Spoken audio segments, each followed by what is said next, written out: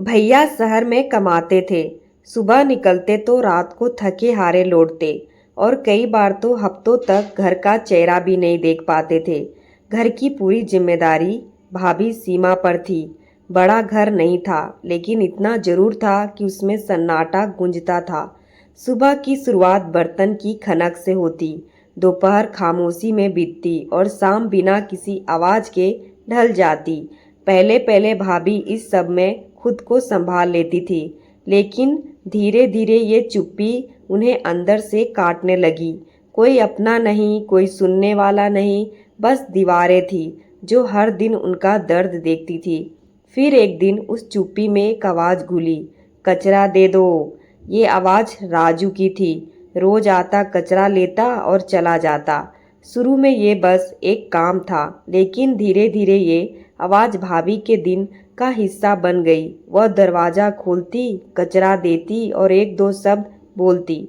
फिर वो एक दो शब्द धीरे धीरे बढ़ने लगे। आज देर हो गई, इतना कचरा कैसे हो गया? ऐसी छोटी छोटी बातें जो बाहर से बेकार लगती थी, लेकिन अंदर कहीं खाली जगह को भर रही थी। दिन बीतते गए और वो 2 मिनट 5 मिनट बनने लगे। अब भाभी कभी कभी पहले से दरवाजे के पास खड़ी रहती, जैसे उस आवाज़ का इंतजार हो। राजू भी समझ गया था कि ये सिर्फ काम नहीं है। वो भी अब जल्दी में नहीं रहता था। बात करते करते दोनों के बीच एक अजीब सी समझ बढ़ने लगी। कभी नज़रें मिलती, फिर झुक जाती। कभी कोई बात आधी कही जाती और दूसरी तरफ वाला बिना सुने समझ जाता। धीरे धीरे कचरे के डब्बे में सिर्फ बेकार चीज़ें नहीं रहने लगी। कभी एक छोटा सा कागज़, कभी कोई इशारा और कभी बस एक अलग तरह का इंतज़ार। ये सब इतना धीरे हुआ कि किसी को शक भी नहीं हुआ, लेकिन दोनों के बीच अब सिर्फ पहचान नहीं, एक कनेक्शन बन चुका था।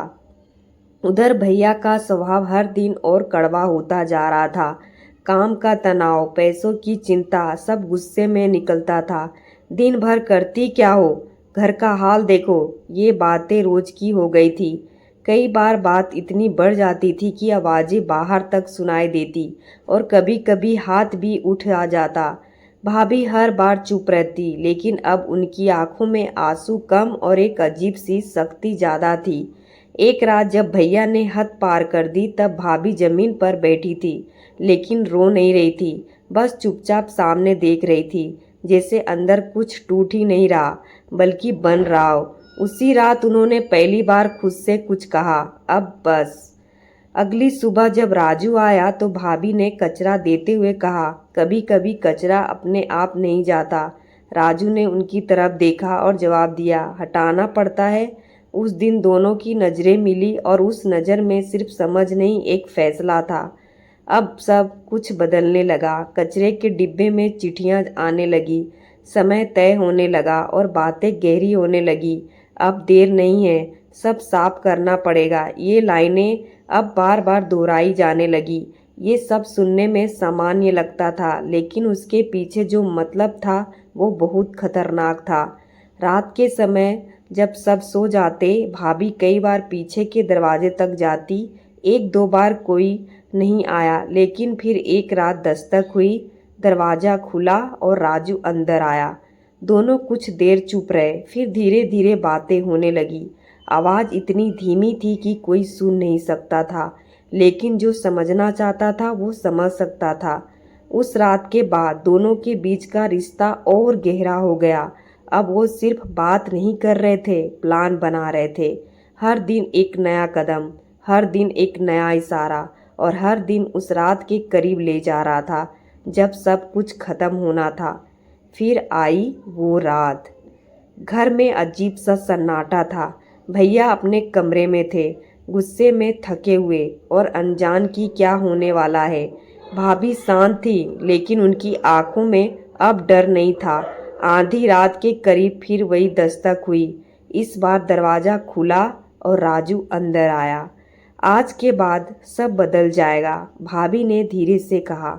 आज ही सब साफ कर देंगे, राजू ने जवाब दिया। उसके बाद कुछ देर तक हल्की आवाज़ें आई, जैसे कुछ गिरा हो। फिर सब शांत, इतना शांत कि डर लगने लगे। सुबह घर के बाहर भीड़ थी, लोग जमा थे, बात कर रहे थे और अंदर भैया पड़े थे, बिल्कुल शांत। पुलिस आई, जांच शुरू हुई, लेकिन कोई साफ सबूत नहीं मिला। फिर वही कचरे का डिब्बा जिसमें एक पड़ा मिला, हल्का सा खून लगा हुआ। अब शक गहरा हो गया। पूछताछ शुरू हुई, दोनों ने खुद को अलग बताया, लेकिन सच कहीं छुपता है। फिर आई रिपोर्ट और उसने सब कुछ पलट दिया।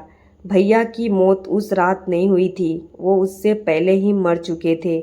मतलब जिस रात ये दोनों सफाई करने आए थे, उससे पहले ही कोई और सब खत्म कर चुका था, और वो कोई और मैं था। मैंने सब देखा था, हर दिन का अत्याचार, हर रात की चुप्पी और हर सुबह का झूठ। मैं चुप था, लेकिन अंदर सब जमा हो रहा था, और उस दिन सब मौका मिला, मैंने बिना किसी को बताए सब खत्म कर दिया। ना कोई आवाज़, ना कोई निशान, बस एक चुप्पी जो हमेशा के लिए रह गई। आज भी लोग उस घर की कहानी सुनाते हैं, कोई भाभी को दोष देता है, कोई राजू को, लेकिन सच आज भी छुपा है। क्योंकि जो सच था वो कभी सामने आने ही नहीं दिया गया। पुलिस आई, सवाल हुए, शक हुआ, लेकिन सबूत कभी मिले ही नहीं। केस धीरे धीरे ठंडा पड़ गया और एक दिन फाइल बंद हो गई। गांव वालों ने अपनी अपनी कहानी बना ली। किसी के लिए अफेयर था, किसी के लिए साजिश, लेकिन असली कहानी किसी को नहीं पता चली। भाभी अब भी उस घर में रहती थी, लेकिन वह पहले वाली सीमा नहीं थी। उनकी आंखों में अब डर नहीं था, ना ही कोई पछतावा, बस एक अजीब सी ठंडक थी। वो कम बोलती थी, ज़्यादा देखती थी, जैसे हर चीज़ को समझ चुकी हो। कई बार वो उसी दरवाजे के पास खड़ी मिलती जहाँ से कभी कचरा बाहर जाता था, और हल्की सी मुस्कान दे देती। वह मुस्कान इतनी रहस्यमय थी कि समझ नहीं आता वो किस राज पर पर्दा डाल रही है या किसी सच पर हंस रही है। राजू उस घटना के बाद कभी वापस नहीं आया। लोग कहते हैं वो डर गया, कुछ कहते हैं वो कहीं भाग गया, लेकिन कुछ बुजुर्ग धीरे से ये भी कहते हैं वो गया नहीं, उसे भी हटा दिया गया। ये बात सुनकर लोग चुप हो जाते हैं, क्योंकि हर किसी को अंदर ही अंदर लगता है कहानी यहीं ख़त्म नहीं हुई है। और मैं सब देख रहा था, पहले भी और अब भी। उस रात के बाद सब कुछ शांत जरूर हो गया, लेकिन वो शांति असली नहीं थी, वो एक दबा हुआ तूफान था।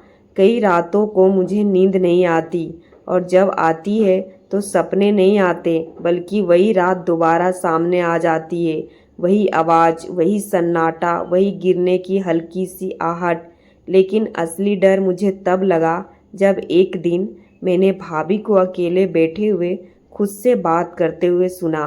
वो धीमे धीमे बोल रही थी, एक कचरा तो साफ हो गया, दूसरा भी करना पड़ेगा। मेरे हाथ पांव ठंडे पड़ गए, क्योंकि उस वक्त घर में हम सिर्फ दो लोग थे, मैं और भाभी।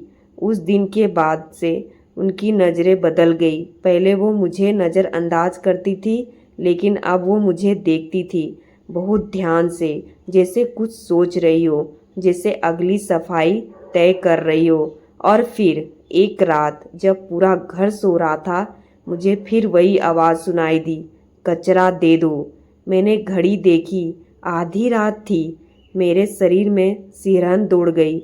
मैं धीरे धीरे दरवाजे की तरफ बढ़ा, हाथ काँप रहे थे, दिल जोर जोर से धड़क रहा था। दरवाज़ा खोला, बाहर कोई नहीं था, लेकिन ज़मीन पर एक कचरे का डिब्बा रखा था, और उसके अंदर एक कागज़ जिस पर सिर्फ एक लाइन लिखी थी, अब अगली बारी तुम्हारी है।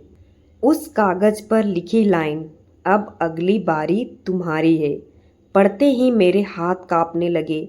उस रात मैंने दरवाज़ा तो बंद कर दिया, लेकिन नींद आंखों से कोसों दूर थी। दिमाग में बस एक ही सवाल घूम रहा था, क्या भाभी को सब पता चल गया है, या इस खेल में कोई और भी है।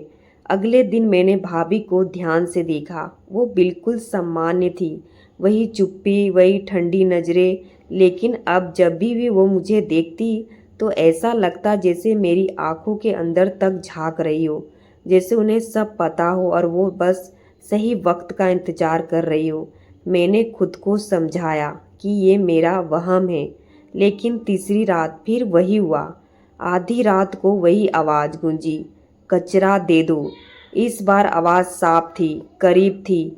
मैं डरते डरते दरवाज़ा तक गया, खोला और सामने भाभी खड़ी थी, हाथ में वही कचरे का डिब्बा और चेहरे पर हल्की सी मुस्कान। उन्होंने धीरे से कहा, कचरा बाहर फेंकना ज़रूरी होता है, नहीं तो बदबू फैल जाती है, और बिना कुछ कहे अंदर आ गई। वो मेरे बिल्कुल पास आकर रुकी और धीमी आवाज़ में बोली, तुमने सोचा मुझे कुछ पता नहीं चलेगा? मेरी सांसें तेज हो गई। उन्होंने कहा, जिस दिन तुमने पहली सफाई की थी उसी दिन से मैं सब देख रही थी। मेरे पैरों तले ज़मीन खिसक गई। मतलब? उन्हें सब पता था, भैया के अत्याचार, राजू के साथ उनका इशारों वाला रिश्ता और मेरा वो कदम, सब कुछ।